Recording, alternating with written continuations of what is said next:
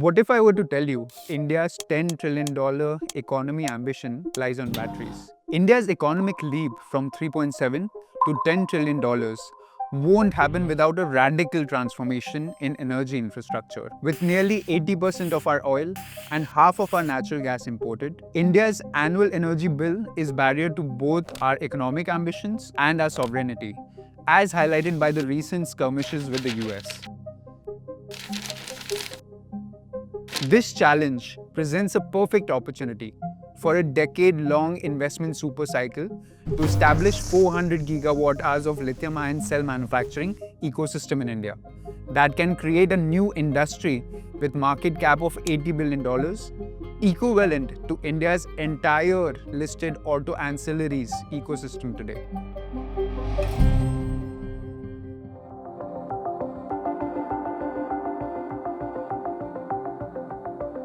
Batteries are the hidden engine of our modern everyday lives.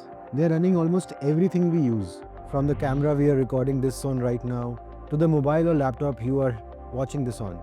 In fact, in 2019, the Nobel Committee even called lithium-ion batteries a breakthrough that could help us build a world without fossil fuels, and even said that it's one of the greatest benefits to humankind. In this Singularity 1 video, we will focus on the following: the battery market and its demand drivers.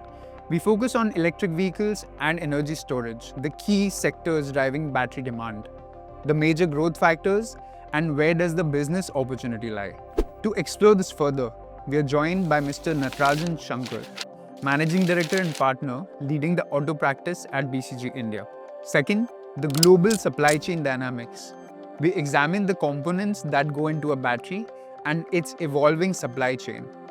To understand how China built its battery dominance through automotive strategy and what this means for global competition, we are joined by Mr. Alex Z, VCG partner specializing in China's automotive industry and corporate strategy.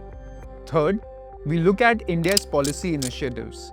We delve into recent policy moves that can help India take the lead in the supply chain on the path to strategic autonomy. And finally, we look at Singularity's positioning, where we look at the investment trends and how we see opportunities in the next 3 to 5 years. We are at a real turning point right now. EV adoption is exploding, especially in China and Europe. And the price gap with regular petrol and diesel cars has shrunk a lot. Battery prices alone have dropped by almost half in just the last 2 years. Today, EVs cost about 10 to 15% more upfront. But once you factor in the savings, no fuel, no engine oil, fewer repairs, EVs actually win. And in the next 5 to 7 years, we may see plenty of EV models that are cheaper than petrol cars. For various commercial use cases like city buses, last mile delivery, or even taxis, the payback can be super quick. Just 2 or 3 years maybe. To understand the current trends in EV adoption globally and in India, we are joined by Mr. Natarajan Shankar, Managing Director at Partner at BCG India's Industrial Goods Practice. So, Nati, if you can take us through the state of EV penetration globally first, and then we can talk about India. If we look at China, more than half of the new registrations at a monthly level have been XEV, which is a combination of BEV and PHEV both. We have really seen the supply side greatly increase there, which has led to actually many options for buyers across different segments. And that, along with, the upfront cost, as you said, being quite competitive, we have really seen a rapid increase in the EV penetration. I think both US and Europe are at varying degrees, but if you take a sort of time temporal view over the past 5 years, there has definitely been an increase. And can you also talk about what factors beyond technology which are affecting global EV growth? Beyond tech, there are 4 parts which unleash EV growth, right? One is the expanded supply, which is how many vehicles sort of and options are there for a buyer to buy. The second is OEM cost reductions. There is battery and beyond battery, right? So what is the upfront cost or price of the vehicle? The third is regulatory commitment, right? And the fourth is the ecosystem. By the ecosystem, you look at investment in charging infrastructure, continued build out of, the industry, upstream battery materials, etc. Can you tell us about how things are looking for India? Within the EV sectors, what are the key growth patterns like? If we move to India, and maybe let's look at the large ecosystems, right? Let's look at two-wheelers, let's look at four-wheelers, and let's look at a sliver of commercial vehicles. Two-wheelers going forward, our view to 2030 continues to be that we will definitely see this getting anywhere between a penetration anywhere between a third to half of the market, right? Bikes is the majority of the market. I think, though, if we look at one of the elements in terms of the scooter penetration itself, in FY22, scooters was about 30% of the market. This year, YTD, up to September, it is 37. Right, so if you look at that 30% going to 37, I would say a part of it may have been also driven by EVs largely being scooters. Many players are looking at EV bikes as well.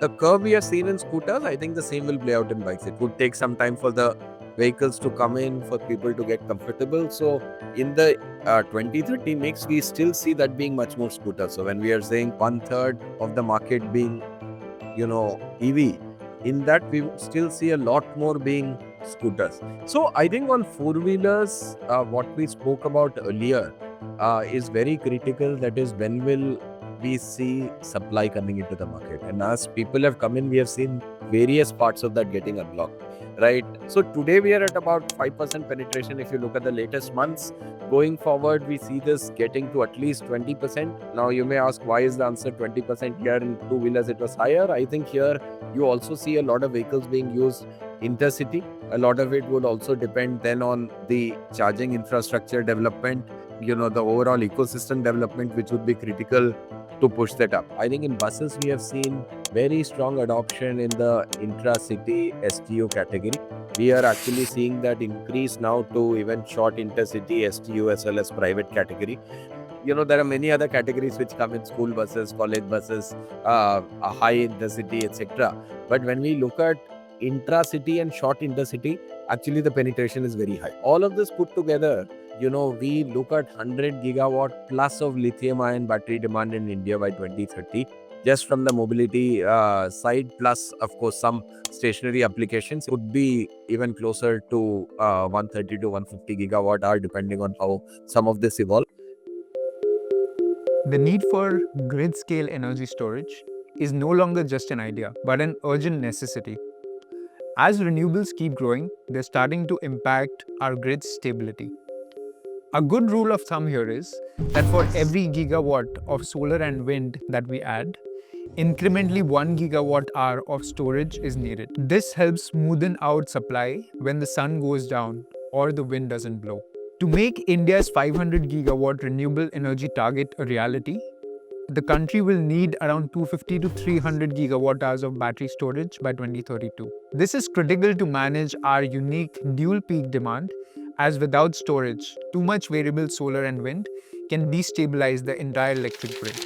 We've seen almost 60 gigawatt hours of battery storage tenders released in India in just the past 18 months, out of which 10 gigawatt hours is already under construction.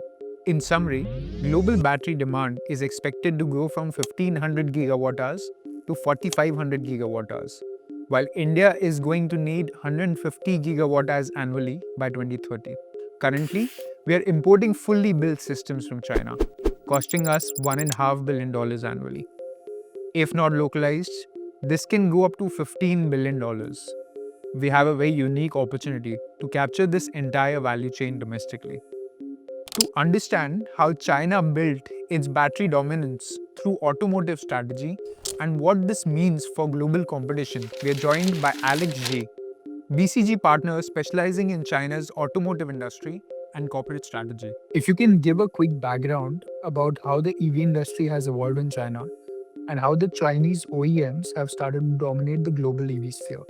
I think at the beginning, as you're right. I mean, in the beginning, there's a very nascent automotive industry in China.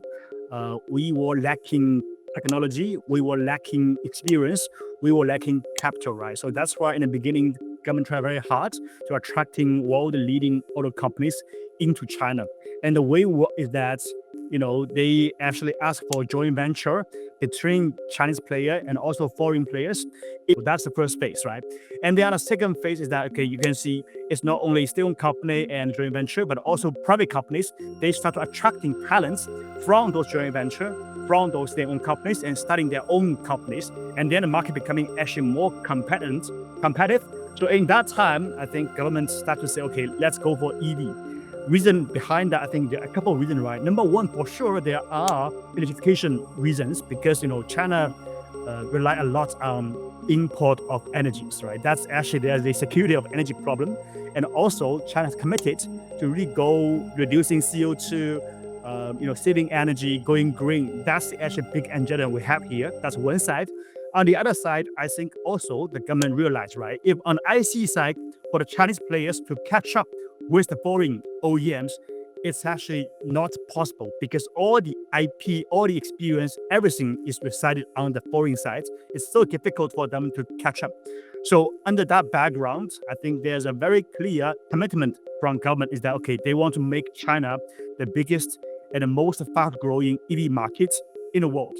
They start to say, okay, EV is their ultimate goal going forward, and they also encourage everybody in the market to compete and to transition from IC to EV. As we've seen, through competitive strategy and long-term vision, China has been able to dominate all major categories of the battery supply chain. But there are opportunities for growing markets like India to harness our existing capabilities and build on top of what we can learn from China to carve out a space and take a lead in this sector.